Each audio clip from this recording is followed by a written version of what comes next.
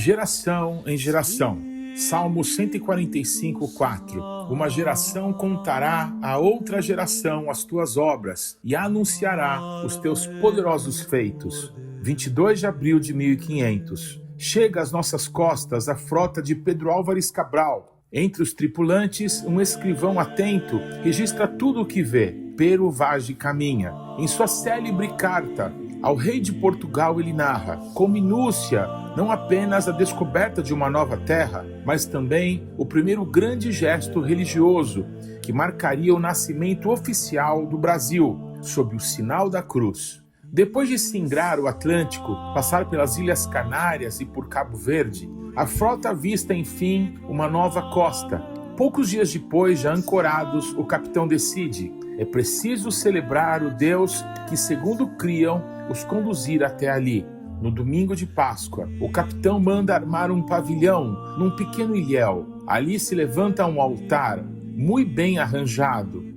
O padre Frei Henrique celebra a missa em voz alta, assistido por muitos outros padres e sacerdotes. A bandeira de Cristo, que havia saído com a frota de Belém, permanece erguida, bem visível, do lado do Evangelho. Caminha, testemunha, que todos participam com muito prazer e devoção. Alguns dias depois, em 1º de maio de 1500, acontece a cena que se tornaria símbolo, a plantação da cruz em terra firme, em Porto Seguro. O capitão escolhe o local, manda abrir a cova e a cruz é conduzida em procissão, rio abaixo, pelos religiosos e pela tripulação, ao som de cantos sagrados.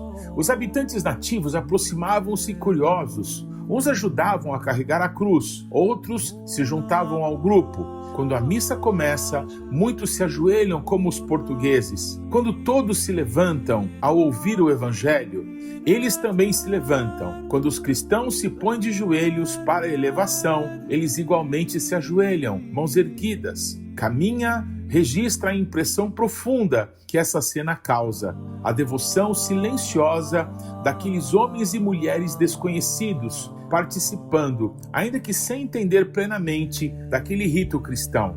Ao final, ele reflete sobre a nova terra. Não sabe ainda se há nela ouro ou prata, mas nota que o clima é ameno, as águas são muitas e a terra é graciosa, capaz de produzir de tudo. E então escreve uma das frases mais famosas de sua carta: contudo, o melhor fruto que dela se pode tirar, parece-me que será salvar essa gente, e esta deve ser a principal semente que Vossa Alteza em ela deve lançar, acrescentamento da nossa fé.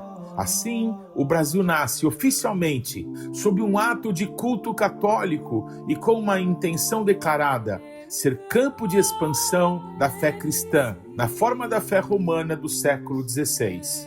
Mas enquanto isso, na Europa, Deus move outro cenário. Em 31 de outubro de 1517, na distante Wittenberg, na Alemanha, um monge agostiniano chamado Martinho Lutero afixa 95 teses na porta da igreja do castelo. O gesto, simples em aparência, desencadeia um terremoto espiritual e teológico, a Reforma Protestante. A partir daí, espalha-se pela Europa a redescoberta da centralidade das Escrituras, da salvação pela graça, mediante a fé e do senhorio exclusivo de Cristo sobre a Igreja. Esses dois mundos, o catolicismo que chega ao Brasil em 1500 e a reforma que explode em 1517, ainda parecem distantes. Mas poucas décadas depois, as ondas da reforma também vão tocar o litoral brasileiro.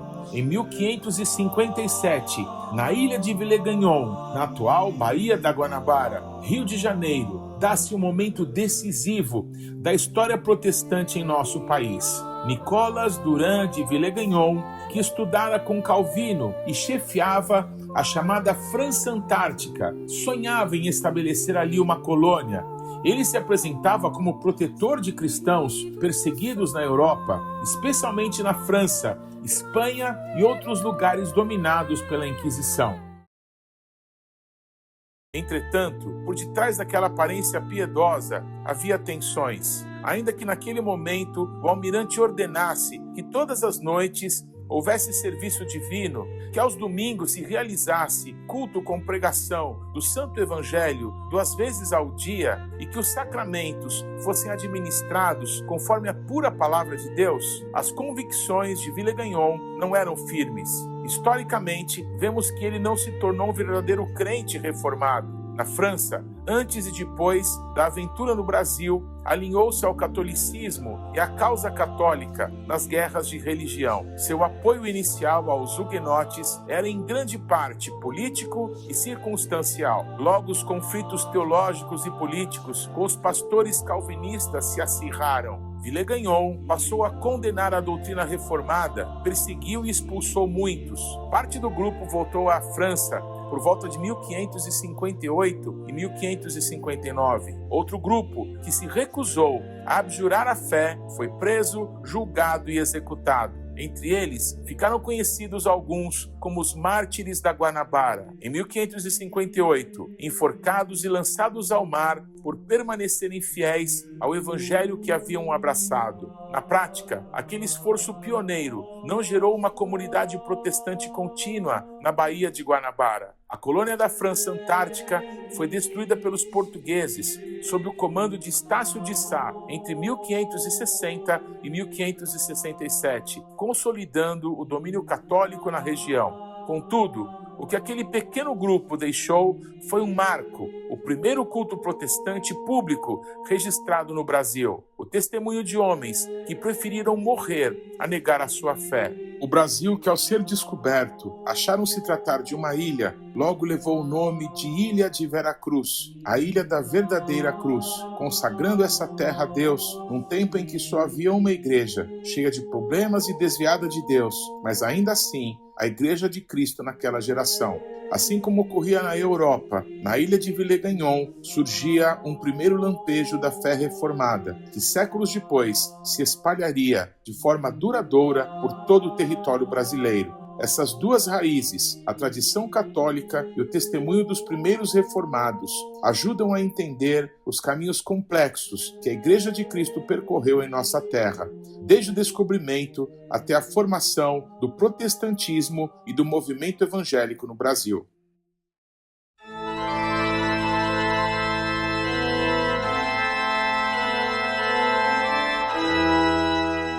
Em 1630, a experiência holandesa e o Império Católico. Em 1630, quando os holandeses calvinistas conquistam Pernambuco e por 24 anos dominam 14 capitanias do Nordeste, o Brasil parece, por um breve instante, uma porta entreaberta para a fé reformada. Sob Maurício de Nassau, organizam-se cerca de 24 igrejas e congregações calvinistas. O culto é celebrado em liberdade e, ao lado delas, floresce também a primeira sinagoga do Brasil, fundada por judeus sefaraditas que, fugindo da Inquisição portuguesa, haviam encontrado refúgio, primeiro na Holanda, depois em Recife. Mas esse momento é apenas um lampejo em um cenário profundamente moldado desde a Europa, pela lógica do Império Católico. Ainda no século XV, na Espanha dos Reis Católicos, nasce a máquina de repressão religiosa, a Inquisição, expulsão de judeus que não aceitassem o batismo, suspeita permanente sobre os conversos, censura rigorosa a qualquer doutrina tida como heresia. Portugal segue pelo mesmo caminho, expulsão e batismos forçados de judeus, surgimento dos cristãos novos, instalação do Santo Ofício em 1536, com jurisdição também sobre o Brasil. O modelo está firmado, um Estado confessional rígido, uma fé única permitida, um clima de medo e vigilância sobre qualquer desvio. Quando a reforma protestante explode na Europa e, em resposta, a Igreja Católica reúne o Concílio de Trento, Portugal abraça com zelo a contra-reforma.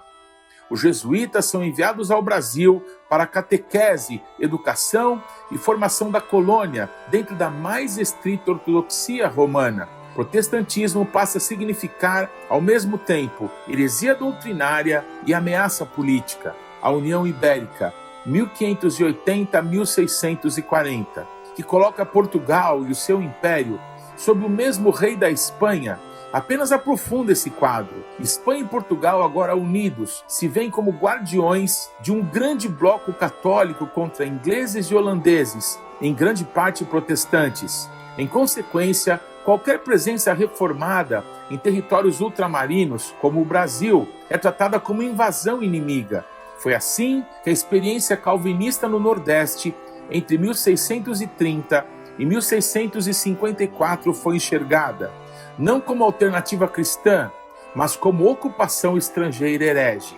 Quando, após lutas sangrentas, os holandeses são expulsos em 1654 e ocorre a chamada Restauração Pernambucana, consolida-se a convicção de que o Brasil deve permanecer fechado à influência protestante. A Inquisição continua ativa, livros reformados seguem proibidos, cristãos novos são vigiados e perseguidos. Qualquer simpatia à reforma é rapidamente sufocada. Portos e fronteiras religiosas se mantêm sob controle. Não se permite migração organizada de comunidades protestantes, nem instalação de igrejas não católicas, nem culto público fora da fé romana. Enquanto em outras partes das Américas, como as colônias inglesas do norte, o protestantismo se enraiza e se multiplica, o Brasil permanece oficialmente, quase hermeticamente católico. Judeus, cristãos novos e protestantes são aqui alvo do mesmo sistema: expulsão, conversão forçada, suspeita e repressão. A mudança começa no século XIX.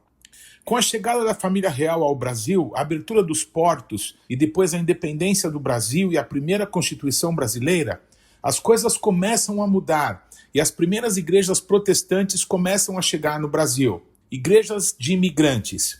1822, a primeira igreja anglicana organizada no Rio. 1824, imigrantes alemães fundam as primeiras comunidades luteranas em São Leopoldo, Rio Grande do Sul, voltadas aos colonos. Início da evangelização de brasileiros. 1835, o metodista Fontaine Pitts chega ao Brasil e com Daniel Kidder começa a evangelizar abertamente brasileiros, difundindo a Bíblia e promovendo sociedades de temperança. Primeiras igrejas de fala portuguesa. 1855, 1858, o congregacional Robert Kelly organiza a Igreja Evangélica Fluminense, primeira igreja evangélica de fala portuguesa, formada em boa parte por brasileiros. 1859 a 1862, Ashbel Simonton funda a primeira igreja presbiteriana no Rio, e o ex-padre José Manuel da Conceição torna-se o primeiro pastor presbiteriano brasileiro e planta igrejas no interior de São Paulo. Reconhecimento legal e novas denominações. 1882, a primeira igreja batista em Salvador, Bahia. 1893, a primeira igreja adventista em Gaspar Alto, em Santa Catarina. O início do século XX.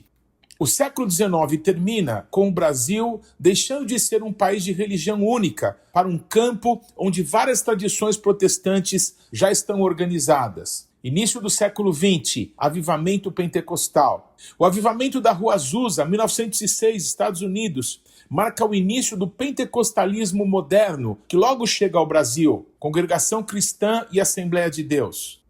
Assembleia de Deus. 1910, chegam Daniel Berg e Gunnar Wingren a Belém do Pará. 1911, Celina de Albuquerque, a primeira brasileira batizada no Espírito Santo nesse mover. 1911 e 1918, nasce a Missão da Fé Apostólica, que passa a se chamar Assembleia de Deus, o principal tronco pentecostal do país. Israel, Brasil e mudanças espirituais no século XX.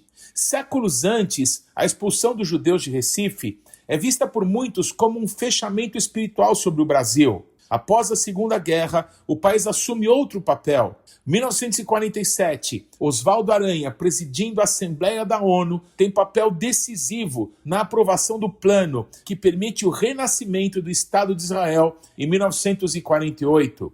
Muitos cristãos interpretam esse apoio como cumprimento da promessa: abençoarei os que te abençoarem, e relacionam essa atitude ao crescimento da igreja evangélica no Brasil ao longo do século XX. Segunda metade do século XX, expansão pentecostal e renovação. A partir dos anos 1950, o Brasil vive uma explosão evangélica, puxada por pentecostais e movimentos de renovação. Nas igrejas pentecostais, 1951, a Igreja do Evangelho Quadrangular. 1955, o Brasil para Cristo. 1962, Deus é Amor. Renovação nas igrejas históricas e Lagoinha. Nos anos de 1950 a 1960, a renovação carismática alcança batistas, presbiterianos, metodistas e congregacionais, gerando a Igreja Batista Nacional e o Movimento dos Renovados. 1957, nasce a Igreja Batista da Lagoinha, em Belo Horizonte. 1972 em diante, sob o pastor Márcio Valadão, torna-se uma grande referência em palavra, oração e louvor, especialmente com o Diante do Trono, a partir de 1998, influenciando a adoração de toda a nação. Comunidades e música congregacional moderna. Anos 1980 a 1990, surgem o movimento de comunidades, com a Comunidade de Goiânia, Comunidade da Graça e outras, revolucionando a música de louvor, com nomes como Ademar de Campos, Asaf Borba, Benê Gomes e Alda Célia. Neopentecostalismo e novas expressões da igreja. Nas décadas finais do século XX, surge o neopentecostalismo com forte uso de mídia, ênfase em prosperidade, cura e libertação. Universal e novas igrejas de mídia. 1977, Igreja Universal do Reino de Deus. 1980, Igreja Internacional da Graça de Deus. 1983, Igreja Paz e Vida. 1986, Renascer em Cristo, com forte influência na cultura gospel e em um novo estilo de culto. 1987, Luz para os Povos em Goiânia, com artes na adoração e visão apostólica e missionária. 1992, Sara Nossa Terra, com foco em jovens e visão celular. 1994, Igreja Nacional do Senhor Jesus Cristo, com ênfase profética e retorno às raízes apostólicas. Células, G12 e guerra espiritual. Final dos anos 1990, modelos de igrejas em células e o governo dos 12 se espalham com influência de César Castelhanos. Neuza Tioca se torna referência em batalha espiritual, ajudando a igreja brasileira a discernir fortalezas e quebrar cadeias espirituais sobre a nação. 1999, a igreja Bola de Neve, voltada a jovens e tribos urbanas que se tornam um movimento global. Assim, do século XIX ao século XX, o Brasil passa de um monopólio religioso católico a um vasto e diversificado movimento evangélico, marcado por avivamentos, novas igrejas, renovação espiritual e intensa expansão missionária em todo o país. Desde o final do século XX, começa a se falar com intensidade sobre a restauração apostólica no Brasil. Nesse contexto, em 2001, o apóstolo Rony Chaves, da Costa Rica, vem ao Brasil e participa de uma cerimônia em que são ungidos e comissionados, não por auto-intitulação, mas pela imposição de mãos da própria igreja, alguns dos primeiros apóstolos reconhecidos dessa nova fase. Valnice Milhomens, Géser Cardoso, Arlis Marques e o profeta norte-americano Mike Shea. Esse ato é entendido como o início de uma grande onda de restauração e transformação sobre a nação brasileira. A partir daí, Deus começa a conectar líderes internacionais respeitados, como Peter Wagner, Harold Caballeros, Rony Chaves, George Otis Jr., Chuck Pierce e Cindy Jacobs, com a liderança da igreja brasileira em alianças de oração, ensino e ação profética, com o objetivo de cooperar para aquilo que muitos entendem como processo de transformação de nações, tendo o Brasil como um dos focos centrais.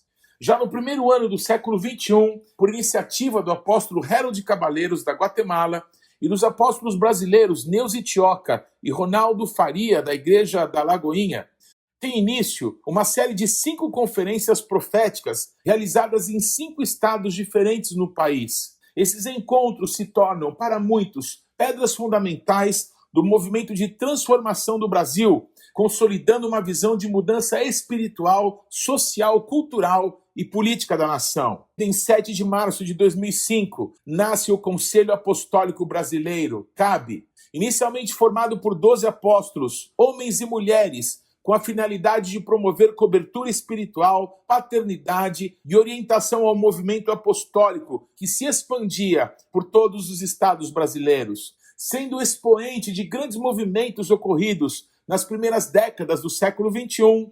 O CAB encerrou suas atividades no dia de 2 de agosto de 2023. Em um contexto de restauração da Igreja de Cristo que ocorria mundialmente, o Conselho Apostólico Brasileiro buscou reproduzir movimentos já maduros nos Estados Unidos e na Costa Rica. Todo o trabalho desenvolvido pelo CAB se tornou uma inspiração para outras nações, como a Argentina, por meio da Plataforma Apostólica, uma instituição que surgiu na segunda década desse século, inspirada pelo CAB. Os apóstolos que fizeram parte desse grupo incluíram Arlis Marques, Géser Cardoso, Mike Shea, Sinomar Fernandes, Neuzi Tioca, Valnice Milhomens, Paulo Tércio, Márcio Valadão, Francisco Nicolau, Ebenezer Nunes, Alexandre Nunes, Davi Alves, Paulo de Tarso, Hudson Medeiros, Luiz Scultori, Rina Seixas e Joaquim José. Esse primeiro grupo reuniu líderes nacionais de expressões que participaram entre os anos de 2005, sua fundação, até 2017. No ano de 2018, com o desejo de tornar o Conselho mais representativo e de alcançar um país de dimensões continentais como o Brasil, outros nomes passaram a compor essa instituição, sem critérios claros. Esse movimento acabou levando o Conselho a um fim melancólico, já que se desviou da sua principal razão de existir, que era ser uma cobertura para a Igreja de Cristo no Brasil e uma voz profética para a nossa nação.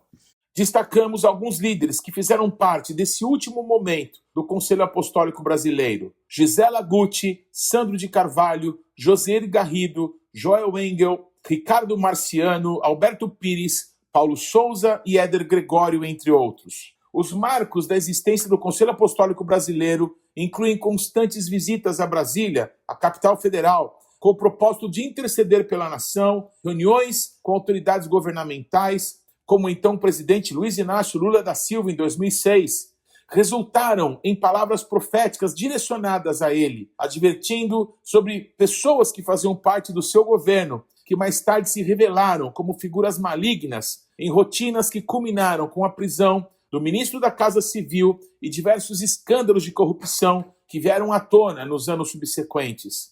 Foram realizadas visitas ao Itamaraty para confrontar ministros das relações exteriores do Brasil sobre as suas posturas em relação a Israel durante os governos de Dilma e Temer, bem como foram enviados representantes à Embaixada de Israel no Brasil e ao Consulado de Israel em São Paulo para manifestar apoio à nação israelense e ao povo judeu em nome dos cristãos brasileiros, recebendo boas-vindas que resultaram numa grande aproximação do governo brasileiro com Israel posteriormente. O Conselho organizou conferências proféticas e viagens de transformação, durante as quais um grupo executivo do CAB visitou estados e regiões do Brasil, ouvindo e amplificando o que o Espírito Santo realizava no início desse novo século em várias cidades da nação.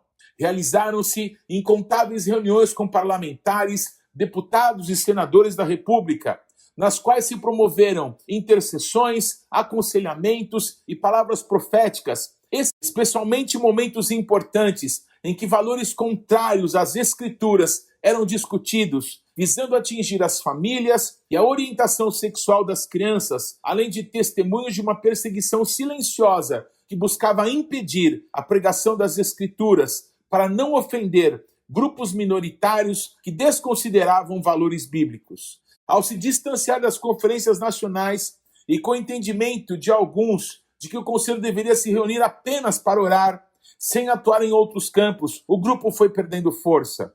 Um pequeno grupo que sempre trabalhou unido e ficou conhecido como Grupo Executivo do Conselho, decidiu focar no bicentenário da nação brasileira, que ocorreria em 2022, como uma meta para atuar.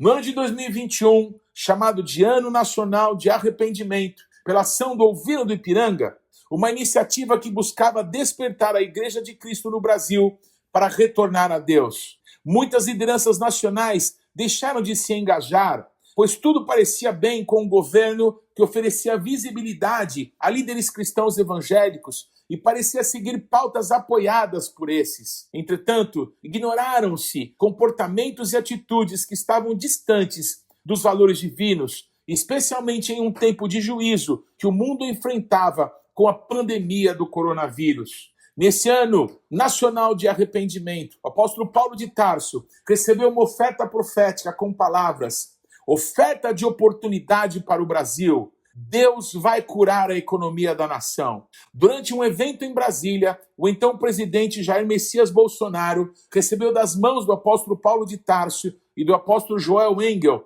uma caixa contendo todas as moedas e notas do real, acompanhada das palavras proféticas. O Gabinete Adjunto de Documentação Histórica da Presidência da República, representado pelo chefe do gabinete, senhor Marcelo da Silva Vieira, por meio de comunicação eletrônica, documentou a entrega da caixa personalizada com cédulas e moedas do real. Esse talvez seja o único documento e artefato histórico que marcou a existência desse Conselho Apostólico, atuando como uma voz profética para o governo e as autoridades da nossa nação. Na época da celebração dos 200 anos do Brasil, um grupo do Conselho Apostólico, já bastante dividido e abalado pelas mortes de vários membros durante a pandemia e por graves enfermidades que afetaram alguns dos seus primeiros integrantes, se reuniu na cidade de São Paulo, no bairro do Ipiranga, na igreja Bethlehem, pastoreada pelo apóstolo Paulo de Tarso, e na igreja Ia Church, do apóstolo Lamartine Pozzella.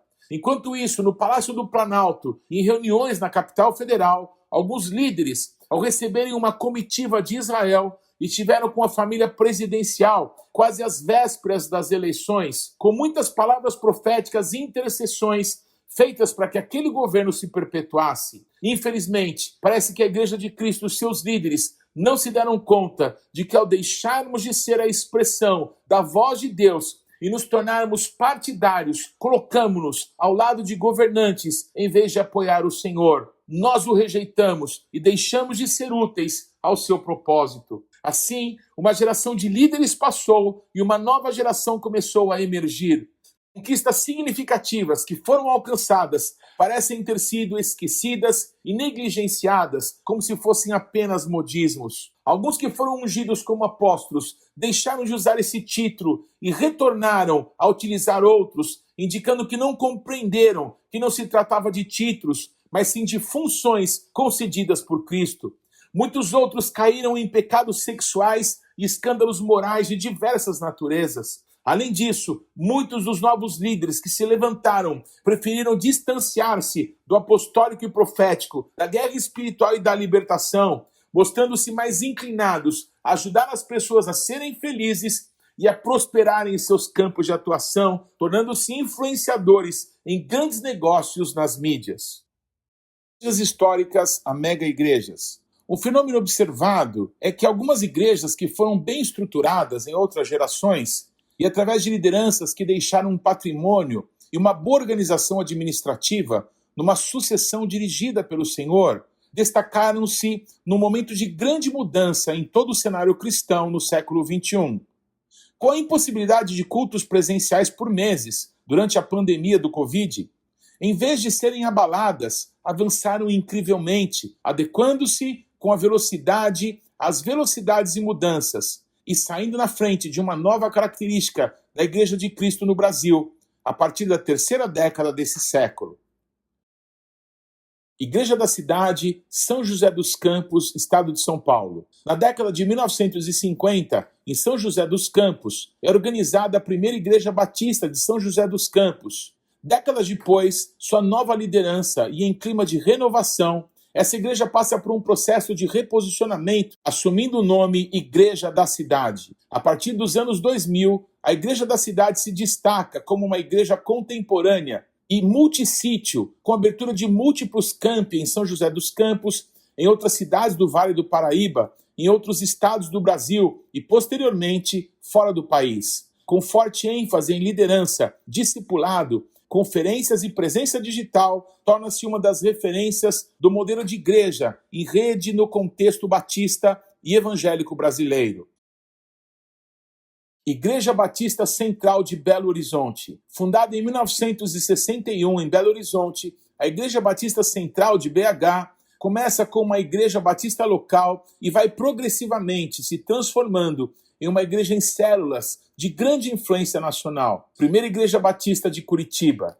A Primeira Igreja Batista de Curitiba, PIB Curitiba, nasce nas primeiras décadas do século XX, fruto do trabalho de missionários batistas norte-americanos e de famílias crentes estabelecidas no Paraná. Desde o início, sua marca é a pregação bíblica, a escola bíblica dominical e a evangelização, que mais tarde incluiria também o uso do rádio. Entre as décadas de 1940 e 1970, a igreja se consolida como referência batista no sul do Brasil, com forte estrutura de música, juventude, casais e missões, e paulatina transição da liderança de missionários estrangeiros para pastores brasileiros. A fase mais conhecida nacionalmente é sob a liderança de Pascoal Piragini, pai, e depois de Pascoal Piragini Júnior, que assume como pastor titular a partir dos anos 90. Nessa época, a PIB Curitiba se torna uma mega igreja com milhares de membros, grande estrutura de ministérios, forte presença em mídia e intensa atuação em missões e ação social. Em 2010, um sermão do pastor Pascoal Piragini sobre as eleições, alertando sobre projetos de lei considerados contrários a princípios bíblicos, viraliza na internet, projetando ainda mais a PIB Curitiba no cenário nacional e confirmando sua imagem de igreja firme em valores éticos e morais. Assembleia de Deus Vitória em Cristo, ADVEC. A ADVEC, Assembleia de Deus Vitória em Cristo, foi fundada como Assembleia de Deus na Penha, em 20 de maio de 1959. A transição para o nome atual ocorreu em 2010, quando o pastor Silas Malafaia assumiu a liderança após a morte do pastor José Santos, desvinculando-se administrativamente de antigas convenções para formar o seu próprio ministério autônomo, embora mantendo a doutrina assembleiana. Com fortíssima presença em TV aberta e fechada por meio do programa Vitória em Cristo, a ADVEC se destaca também pelo envolvimento em debates públicos, especialmente em temas de família, costumes e legislação, tornando-se uma das vozes mais visíveis do segmento pentecostal conservador no Brasil. Dunamis Movement e Zion Church. Em 2008, em São Paulo, nasce o Dunamis Movement, liderado por Tel Hayashi, dentro da Igreja Evangélica Monte Sião. O movimento foca avivamento de jovens e universitários, destacando o poder do Espírito Santo, evangelismo e missões. 2017 e 2019, a antiga igreja Monte Sião passa por um rebranding e adota o nome Zion Church, oficialmente anunciado em 19 de janeiro de 2020. A nova identidade é mais urbana, global e jovem, alinhada à cultura do Dunamis, com ênfase em louvor contemporâneo, campos universitários, missões e avivamento. A liderança do pastor Teófilo Tel Hayashi, de 2019 a 2023, a Zion cresce rapidamente, abrindo novos campi e mantendo uma forte presença online, tornando-se a igreja local de muitos que foram impactados pelo movimento Dunamis. Entre 2023 e 2026, Zion e Dunamis se consolidam como um ecossistema integrado, com o Dunamis continuando como ministério e a Zion servindo como estrutura de igreja para acolher e discipular uma nova geração moldada por esse avivamento.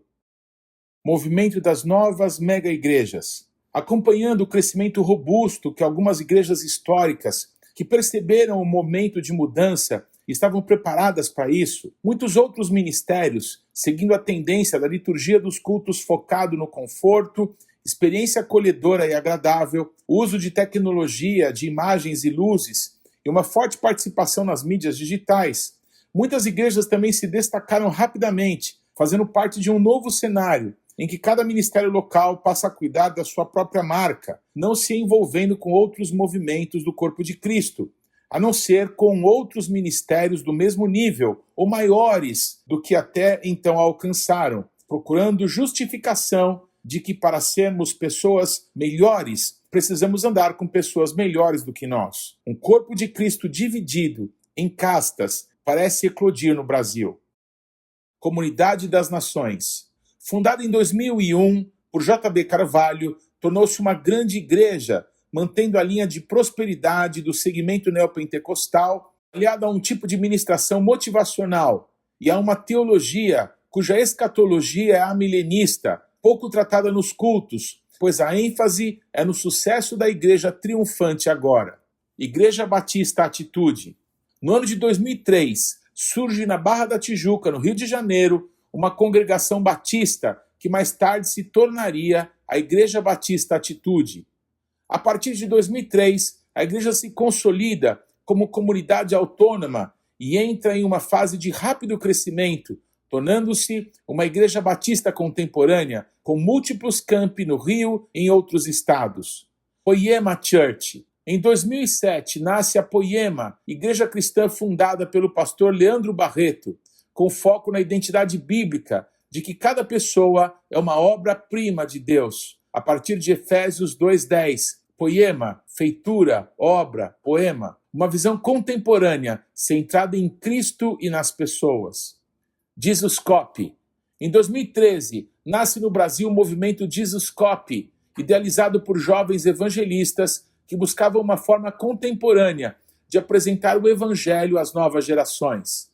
Sob a liderança de Douglas Gonçalves, principal nome associado à fundação e ao desenvolvimento da visão, filho do pastor Josué Gonçalves, conhecido por sua visibilidade na área de aconselhamento de casais. O movimento Jesus Copy se estrutura em torno do propósito de copiar Jesus em atitudes e práticas, convidando especialmente a juventude a viver uma fé autêntica, ativa e comprometida com o amor de Cristo de maneira prática e acessível. Em 2016, esse impulso se consolida com a organização oficial da igreja Jesus Copy, que assume uma identidade própria como igreja local, marcada por uma abordagem moderna, pelo uso intencional de novas tecnologias e por uma linguagem voltada ao contexto urbano e juvenil.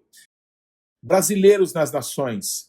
Diante do Trono Church, Estados Unidos. O Ministério Diante do Trono, que nasceu na Igreja Batista da Lagoinha, com Ana Paula Valadão Bessa, usada por Deus com composições próprias, em sua maioria, sempre teve uma clara visão missionária e seus recursos, desde o início, foram em grande parte destinados às missões.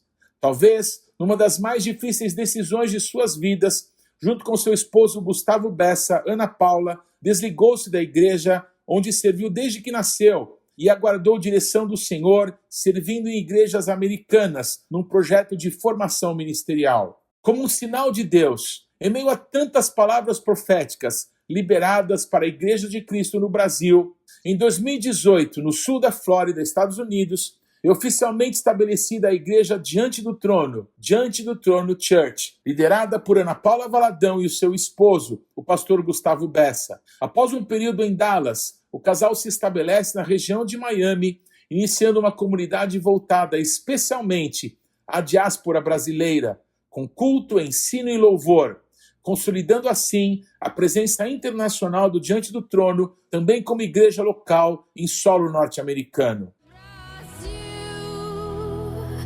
Que as suas brasas se reacendam e queimem o mundo. Profecia sobre o Brasil e o papel da igreja brasileira.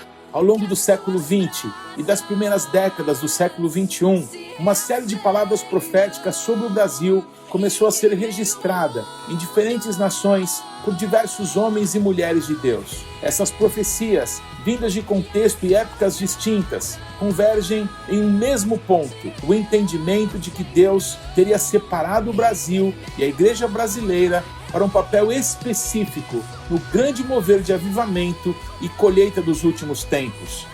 Profecias iniciais, início do século XX.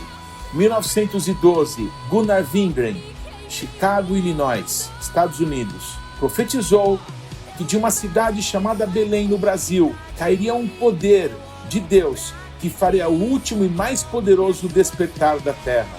1935, William Marion Branham, Texas, Estados Unidos, declarou que nas margens pobres da América do Sul surgiria um povo marchando contra a imoralidade e que o Brasil levantaria uma bandeira em nome do Senhor.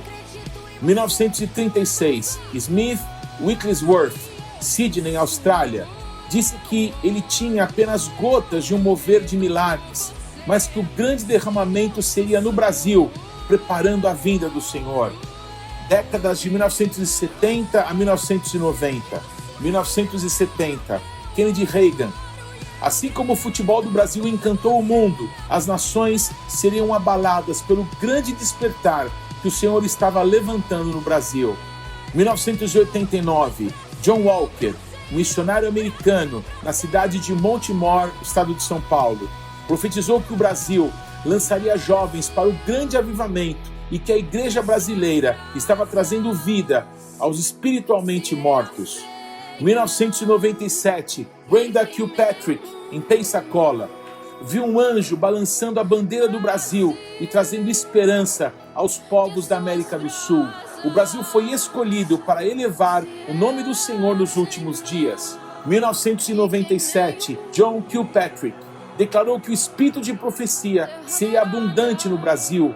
Seus jovens falariam e no nome do Senhor fariam milagres poderosos. 1998, Mike Shea, missionário americano em Londrina, Paraná, afirmou que assim como a Foz do Iguaçu tem 12 vezes o volume de água de Niagara Falls, o avivamento que viria sobre o Brasil seria 12 vezes maior do que o de Toronto, 12 vezes mais do que flui sobre a América do Norte. Em 1999, Bob Jones, de Kansas City, viu um movimento de jovens saindo do Brasil e correndo pelas nações, trazendo fogo do avivamento. Anos 2000 em diante. 2004, Dave Robertson, em Alphaville, São Paulo, disse que o Brasil seria levantado na fé para liberar sobre as nações um poderoso fluir do Espírito. A fé seria despertada em cada canto da nação. 2004, Stacey Campbell, em Toronto, no Canadá, profetizou que o espírito de corrupção seria abalado no Brasil e uma unção de justiça levaria a nação ao primeiro mundo, levando a um grande avivamento. 2005, Ana Paula Valadão Bessa, Indonésia, declarou que o dom redentivo da nação brasileira é o louvor e a adoração ministrados ao Senhor nessa terra e que o Brasil se transformaria numa plataforma continental de adoração. 2005, Benny Hinn, no Brasil, disse que o Espírito do Senhor o havia trazido ao Brasil para repartir poder com uma nova geração de líderes que avançaria sobre as nações, trazendo poder e glória. Em 2006, um profeta americano na Igreja Sara Nossa Terra de Brasília, profeticamente entregou uma tocha ao Conselho Apostólico Brasileiro, declarando que assim como Deus usou os Estados Unidos no século XX, usaria o Brasil no século XXI para a pregação do Evangelho nas nações. 2006, Graham Cook, Conferência Bola de Neve Curitiba, profetizou que dos vilarejos do Brasil, homens sem grifes abalariam as estruturas do sistema religioso, saindo do Brasil para as nações e gerando fome por Deus e arrependimento. 2006, John Arnault, em Toronto, no Canadá, declarou que o Brasil lançaria sementes para todas as nações por meio de uma adoração que queima incenso de justiça. O Brasil seria o celeiro do mundo. 2006, Andrew MacDonald disse que o Brasil seria líder do avivamento que iria pela Europa até chegar a Jerusalém. 2006, Dennis Silk, em Toronto, Canadá, profetizou que Jesus desceria ao Brasil e desse lugar surgiriam jovens para as nações com fluir de justiça, cura e milagres numa verdadeira revolução. 2007, Encontro de Transformação, Recanto da Siriema, em Minas Gerais. Nessa ocasião, 60 líderes internacionais e 60 brasileiros buscaram ouvir o Espírito Santo. Um grupo de americanos declarou que assim como Deus usou a Inglaterra, o Reino Unido no século XIX e os Estados Unidos no século XX, usaria o Brasil e a Igreja Brasileira no século XXI para pregar o Evangelho do Reino. 2007, Encontro de Transformação, Recanto da Siriema, Minas Gerais. Nessa ocasião, 60 líderes internacionais e 60 líderes brasileiros buscaram ouvir juntos o Espírito Santo. Numa das noites em que a pastora Ana Paula Valadão Bessa dirigia um momento de adoração, um grupo de líderes americanos que faziam parte dos internacionais se juntou para declarar e orar pela pastora Ana Paula Valadão como representante daquilo que Deus faria no Brasil, e declarou que assim como Deus usou a Inglaterra, o Reino Unido no século XIX e os Estados Unidos no século XX, Deus usaria o Brasil e a igreja brasileira no século XXI para pregar o evangelho do reino em todas as nações da terra. 11/10/2008, Steve Thompson, São Paulo, Conferência Vinha, profetizou que Deus traria jovens santos, pobres, de família simples, mas com autoridade apostólica, que abalariam as nações com poder, gerando santidade e despertamento do Brasil até a Europa. 2008, Jack Deere, Rio de Janeiro, dos jovens libertos da prostituição e das drogas. O Senhor soprou sobre o Brasil, trazendo um vento de limpeza. Das margens fez surgir um poderoso fluir. O país do futebol se tornaria o país do avivamento. Outras palavras proféticas sobre o Brasil. Profecia sobre o braseiro. Brasil, 2008. O Brasil é visto como um braseiro coberto de cinzas, que receberá o sopro de Deus. As brasas se acenderão com força e as chamas se espalharão para as nações que transportaram o pau-brasil, o pau em brasa, como um caminho de pólvora. Tudo será devorado pelo fogo do Espírito. Onde houver brasileiros enviados pelo Senhor, haverá avivamento e salvação. Declarações proféticas gerais, sem autor e ano definido. Primeiro, o Brasil será um celeiro de missionários para as nações. 2, o Brasil se tornará um celeiro e alimentará as nações do mundo. 3, as nações virão ao Brasil para aprender sobre o reino de Deus e a sua justiça. 4, seremos chamados Adonai Shammah, o Senhor está aqui. 5, a partir do Brasil se acenderão tochas de fogo santo de Deus que trarão unidade ao nosso continente. 2026, Martin Sul, pastor da Indonésia enviado ao Brasil, profetizou que o Brasil é uma esperança para os países da América que precisa se levantar para se posicionar a favor de Israel e do povo judeu, pois o Senhor vem e Ele vem para julgar as nações.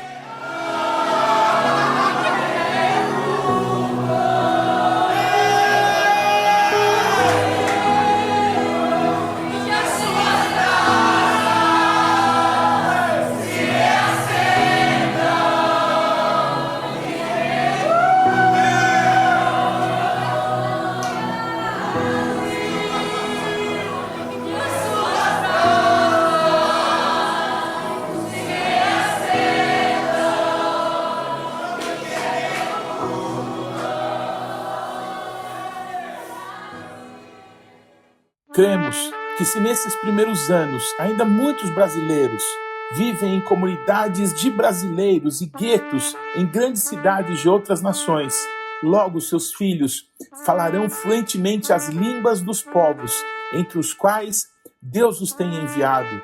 E junto com outros tantos brasileiros que têm ouvido o Espírito Santo e recebido palavras proféticas liberadas sobre o Brasil por muitas gerações, cumpriremos o que Deus tem reservado para nós, povo de Deus no Brasil, igreja brasileira.